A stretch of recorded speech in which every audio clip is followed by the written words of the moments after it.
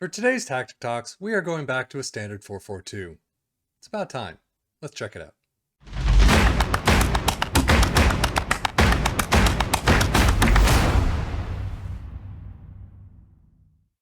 This is called the 4-4-2 Fabrica dos Sonhos Oficial. I have no idea if I'm pronouncing that correctly, as usual. It's a Portuguese tactic, and if you look at the tactic on the Steam Workshop, there is some information. It is in Portuguese. There's a picture here that shows a little bit of information, not a whole lot. But if I throw it into Google Translate, it says, "Hello everybody, hope you like it. Framework?" Well, they told me it was only possible to play in 4-3-3, and I didn't believe it. There were 50 epochs and an attempt to beat the longest save in the world. The time it took to get here, all of this happened on some Twitch channel. Tactics for the teams with odds from 1,000 to 1 to national champions. If you want a Maradona on the left, you have to reserve everything to work better. I mean, I don't know what this really means. So if you speak Portuguese, please let us know and let you know how this should work.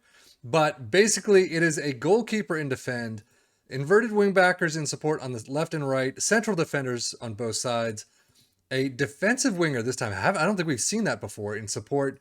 A wide playmaker on the right, Carrilero in support on the left, and the box-to-box on the right.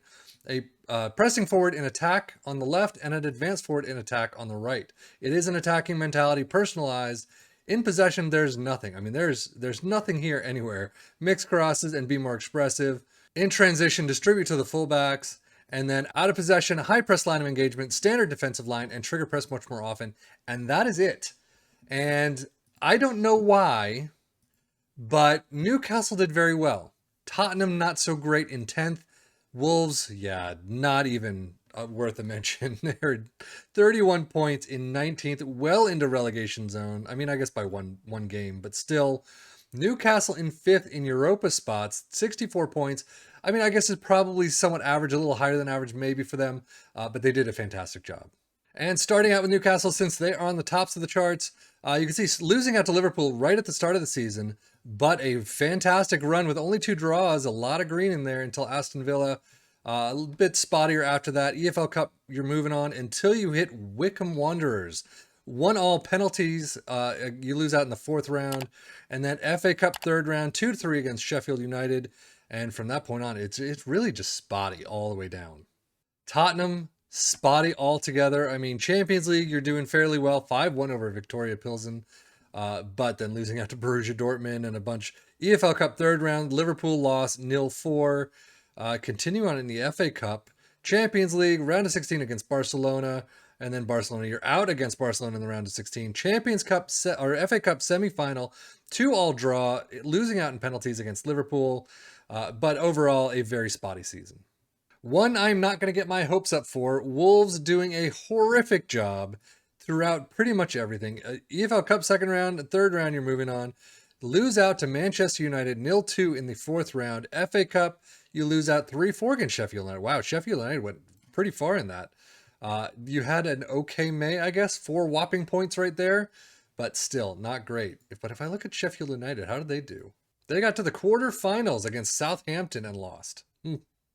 Transfers for Newcastle. The only one in here that I don't remember seeing is Jordan James. We may have seen him once before. Everyone else we've seen before, though. 5.5 for James, though. And then outs, same as always.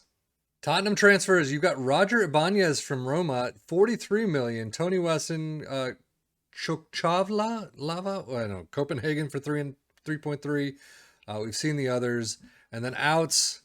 Yeah, I mean, a couple of new outs, but Tanganga to Borussia Dortmund, we've seen a lot of 10.5. And then Hugo Lloris to Al Ain for 5.25. Wolves, as you'd expect, nothing really. Miguel Veloso in August, and then same as always. Data hub-wise for all 3 teams, you can see Newcastle actually doing okay in attack. Actually, pretty good in attack, I should say. Everything's almost pretty much covered. Defensively, you're okay, I guess. You're hitting some averages, going above others. Same with Tottenham. Tottenham doing a little less attacking, but still defensively is in there. And Wolves. Wolves just are pretty piss poor in all categories. They're not even really getting to the Premier League average, or hitting some, but defensively not so great. Newcastle and Tottenham hitting the top 5. In most goals, fewest shots against, actually nobody. I mean, we're going to have another one of these. No one's there. Most shutouts, Newcastle, you do have that. 12 shutouts in 38 matches. Not too bad, actually. Most tackles, I mean, no defensive work whatsoever. No real offensive work. Most shots for, there you go, Newcastle and Tottenham. And then most points per game. Newcastle is in there, as you'd expect. Player overviews, most goals. You do have Callum Wilson, Isaac, and Son in the top 5. Most assists, Harry Kane is the only one. Another tactic where Kane seems to be pushed to the side and gives Son all the assists. So it's interesting to see. Most players in the match awards, you got Kane with 7, Isaac with 5. Passing completion, most dribbles made, St. Maximin and Almiron. Fewest conceded, most shutouts, Nick Pope for Newcastle.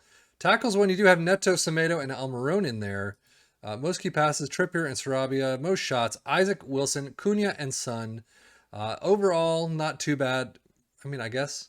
And as we finish out, as usual, for Newcastle in all competitions, Callum Wilson with 26 goals. Wilson also with 7.4 average rating. Almiron with 10 assists. Wilson and Isaac with 5 player in the match awards. Callum Wilson doing a fantastic job, it looks like.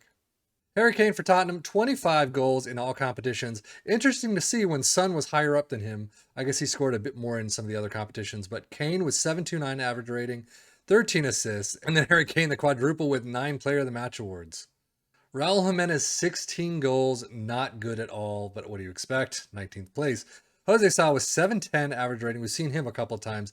He really saves their bacon a couple of times, but again, 31 points, not all that much. Cunha with 7 assists, and then Jimenez and Jose Sa with 5 player of the match awards apiece. Yeah, it just didn't work for them. Overall, I mean, sure, it's a standard 4-4-2 for the most part, very basic. You really don't have a lot of tactic discussions in there whatsoever, a lot of changes. So maybe try it out on a brand new team where you have no idea what to do with, and then kind of build your team from there, build your tactic up from there. So it could be a starting point. I mean, but then look at Wolves. I don't know. But anyway, that's it for me, Safian FM for the Football Manager blog channel, saying thank you as always for watching. Take care and enjoy.